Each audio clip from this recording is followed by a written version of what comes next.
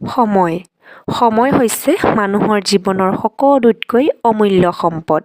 আৰু এই যি সময়খিনি মই আপোনালোকক দেখাইছোঁ এই সময়খিনি আছিলে আমাৰ জীৱনৰ সকলোতকৈ সুখৰ সময় আৰু আমি মাক আৰু দেউতাক হৈ আমাৰ দেহাক চাওকচোন সাগৰখনৰ পানীত কেনেকৈ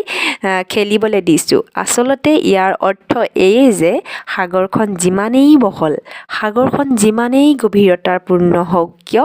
আমাৰ দেহা যিহেতু উঠি আহিছে, গতিকে আমাৰ দেহাৰ চিন্তা শক্তি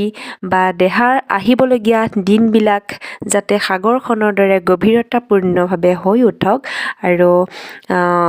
কি ক'ম আৰু তাই যিহেতু উঠি আহিছে গতিকে তাইক মই যাতে সাহসিকতা কৰি তুলিব পাৰোঁ, গতিকে সেইবাবে আমি মাক আৰু দেউতাকে